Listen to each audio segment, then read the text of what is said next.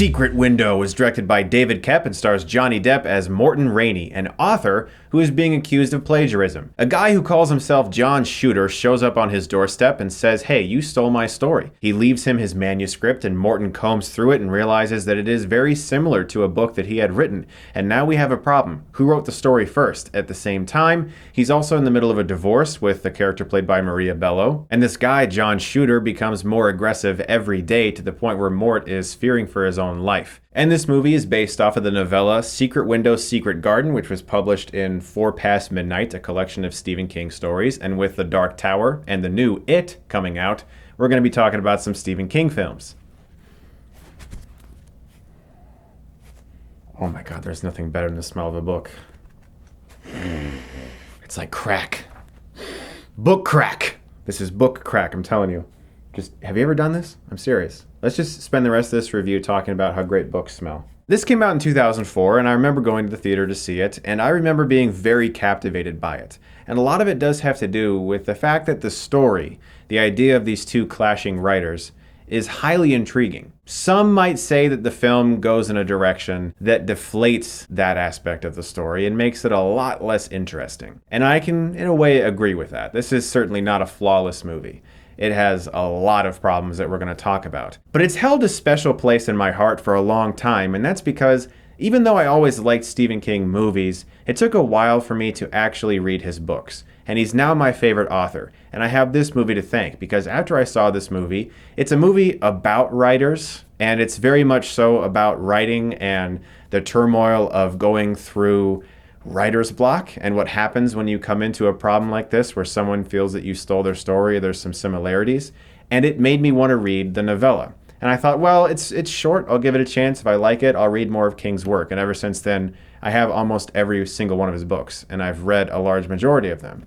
And so I have this movie to thank for that. When this movie came out, Pirates of the Caribbean had just hit the previous year. And that was so successful, they actually released this one about a month sooner than they had originally planned to help cash in on that success, the newfound Jack Sparrow fame. And you can kind of still feel tastes of it in his role here. He does a lot of strange, quirky physical things with his hands, like after he washes his hands, he's shaking the water off as he walks around. He will often wake up from his naps very disheveled and pause and just look around, and you can really feel that Jack Sparrow has still infected him ever so slightly throughout the filming process of this movie. And it's his performance and that character, and the first act in particular, the setup for this movie, that really invests me. Depp is great here, and I think it's one of his more underrated performances, but as the film goes along, it definitely loses steam. The second act gets really bogged down in the fact that Mort is going through a divorce. There's a lot of scenes where he's arguing with the new guy, and then he's arguing with her,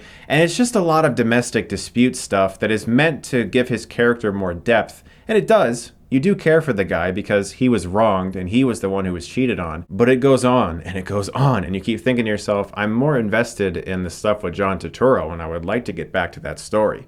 But knowing the way the film ends, and we're going to get into spoilers here if you've never seen Secret Window. If you haven't, I do suggest seeing it. I think it's worth a watch. It's not a perfect film by any means, but I think it's a good film to watch if you're interested in stories about writers. It was probably hard for David Koepp, the writer-director, to figure out how to have so many scenes with these characters without his twist becoming known, because you can't have them do too many things in public, because then a lot of people would be like looking and staring. So they have moments where characters do see them. A guy drives by and they make a big thing of it to show this guy driving by. Like, okay, there he goes. And now we know that he was seen. So it's not in his head.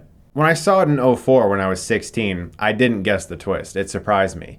But now, as I watch it, I can see that probably I would have figured it out before it ended if I had seen it for the first time when I was older. And that's because there's far too many hints. As I said, I didn't guess it when I was 16, but I also don't go into movies trying to guess the ending. I don't like to do that because part of me feels like if I can figure it out, then the experience isn't going to be as fun. Sometimes it's inevitable and you just think of something and then you're like, oh, that's probably what it is. And sometimes it is. But in the case of this movie, I like how weird it is. The movie does kind of have a pair of balls. There's a lot of strange things that happen in this movie. very odd comedy and moments that seem like they just appeared out of thin air. Like this scene, for instance, when Mort sees a dead body and turns around and gets creeped out by a squirrel in a tree. When he wakes up, there's this elongated moment where his leg has fallen asleep and he's tripping over it. Also, throughout the entire film, he will sometimes smoke, but he hides it from everyone, and he refuses to admit to people that he smokes. People will offer him a cigarette, and he's like, I don't smoke. But when he gets a chance, he'll have a smoke. There's even a scene where he falls asleep and has a nightmare that he's falling into an ocean, which, interestingly, that's actually unused B-roll from The Lost World, a film that David Koepp wrote and had a cameo in. He was one of the guys who got eaten by the T-Rex in San Diego. So there's just something weird about this movie that I have always appreciated. Mama's little baby loves shortening, shortening. Mama's little baby loves shortening bread. It goes from thriller to domestic dispute to comedy to back to thriller to domestic dispute again. The film doesn't always decide what it wants to be. I think the first act is pretty damn good, and I really like the reveal and the turn in Depp's character. He's really fantastic in the final moments of this movie, and it's very Stephen King. Stephen King is excellent at revenge stories. There's something that's amazing about him that he can really pull off. And it's that he can take a story that on paper is very disturbing or very sad and somehow find the fun in it. Like he could take a movie like Mystic River and probably figure out a way to make it drastically entertaining and very fun. And the revenge element of this movie and how it all comes together in the end is really satisfying, even though the twist does kind of deflate the intrigue of the setup. I like all the performances, and David Koepp did a pretty good job crafting this movie. He has a lot of really cool shots in there, but sometimes his shots do come off as, hey, look at this cool thing we did. Yeah, we figured this out in post. He does a lot of shots like that. The opening shot, for instance, at first starts out as a lockdown camera before Depp eventually pulls away from the frame and you realize that in one of the wiper blade turns, they probably did a cut there so that they could mask the two shots together. He does something similar in the following scene where the camera travels through the cabin into a window, then through a mirror, and now we're in the living room. It's cool, but sometimes it does feel a little showy. The score for this film I've always really liked. It sounds almost 1980s, but with a more deep body of an orchestra behind it.